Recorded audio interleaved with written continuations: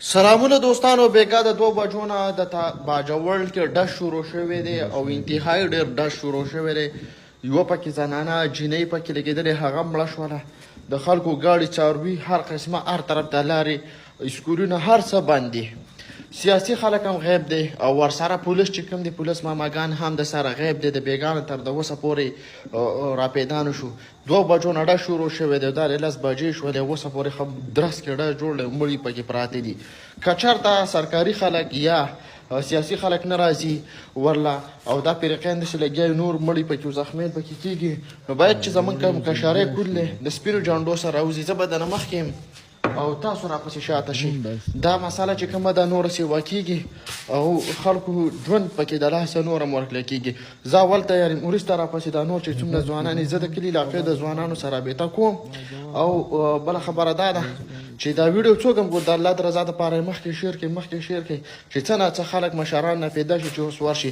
موږ کشران داسې په خپله همدې باندې ورشو نو دواړه پیرقه په منځ باندې ورشو ورځې شي دا جرګمار لکه چې کوم دا دریم کړي دي دا ولګي بیا به د دې څوک ذمهوار نو باید چې څومره سرکاري کسان دي انتظامیه راول مې هغو ته خواست دی چې ستاسو ذمهواري د ورشي خلک پکې ورید شو او چې دغه نه وي بیا مې سیاسي خلکو ته درخواست دی چې ورشي دا خلک ورید شو.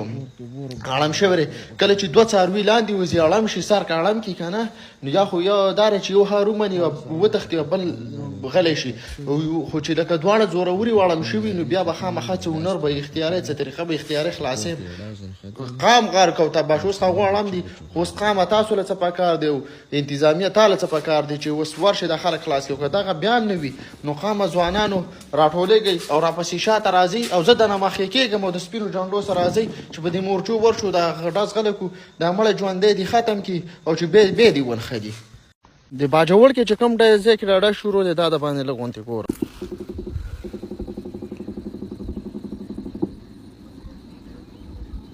یا خدای زما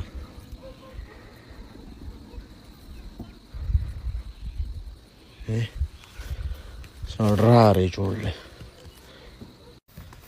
دوستانو دا ډز بیګا د 2 بجو نه شروع شوی نن تقریبا 10 بجې شولې 10 منټ او 10 بجې شولې او لاړام دی ښه اینه دا ډز هغه ایریا کې جوړلی. زه تاسو ته اوس ښیم دا غرینې دې غره یخ ته جوړلی ښه خو نه اورئ پته نه لګي چې دا موبایل به اواز راکاږي که نه راکاږي.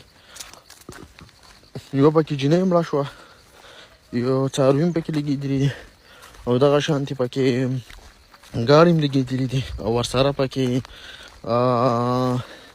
اسکولونه مدرسې روډونه کورونه هر قسمه شیبان چې دی. زه له دې خټ ته راووتم اوس بلکل ټاپ ته نه ټاقړو لکه کورونه خو داسې دوړې جوړې دي خدای مې راوتې کې د خوار څه غرق شوي اوله که دا خو را کورونه څه تباه و برباد شوي. ګورې که زه ته اوس ښیم د کورونه دوړې جوړې دي ګورې اوس ډز په دې ایریا کې جوړلی دوستانو. دا سره بادي چې دا نه ښه دا لوګی دی دا بادي نه ده دا پورې غاړه چې کومه اینه هغه دوړې جوړې دي او دا ټوپونه اینه هغه ځای کې نه اوس ډز کېږي نه هغه ځای نه اوس هغه ځای کې نه کېږي اوس هغه لرې حساب نه ډز کېږي اورئ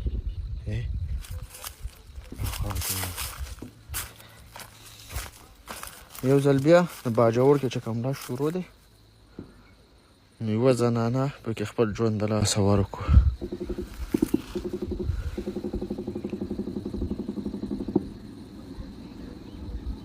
یا خدای زما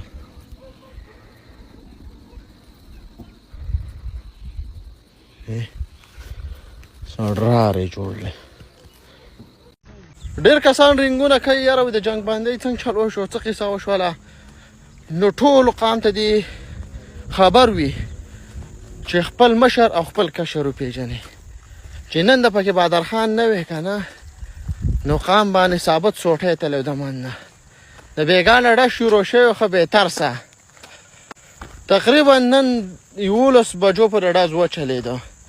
د باجوړ نه نفري راغلې وه او حاجي بادرخان صاحب ته کېناسته چې دا خبره ستانه بغیر نه حل کېږي عثمان خیل ایسیچو لیاقت خان او د باجوړ ډي سپي او یو بل ایسیچو دا حاجي صاحب ته کېناسته و. حاجي صاحب ته مخکې شو ولاړ.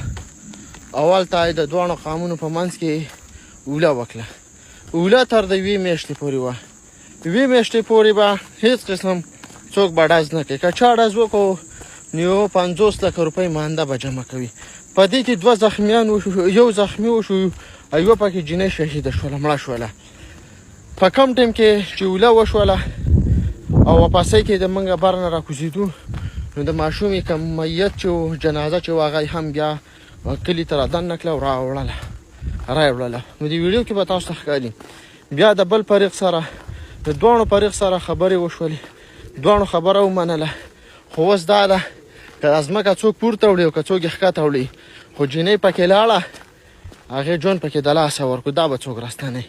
او بله خبره دا ده یا کوم زخمي دی، زه خدای به زخمي له صحت ورکړي، هم سیریس ته خدای پاک به له صحت ورکړي. د دې ځمکه که اوس څوک یې ښکته وړي او که څوک یې پورته وړي، خو یو ماشومه پکې غریبه پکې لاړه. او بله خبردار قام خفه کېږي پې مو، که خفه کېږي خدای مې پې زړه وچوه، ځکه چې د یوه نیمه پې سلام ډېره قام اخلی چې خپل مشر او خپل کشر وپېژنئ چې په سخته کې درته وردېږي، په سخته کې د لاس نیولی شي چې لالي کار دی غلط دی، بده خبره درته وکړي، سخته خبره درته وکړي، خو چې غټه دښمني درله پې غری کړي. خدای م خوار که دی حاجي صاحب قدر عزت احترام وکړئ. که ونه کوئ که نه خدای راستي چې نور څه مو وخوري او که ونه خوري که نه، کم از کم پښتانه یو بل خو به وخورئ که نه په دې علاقه کې.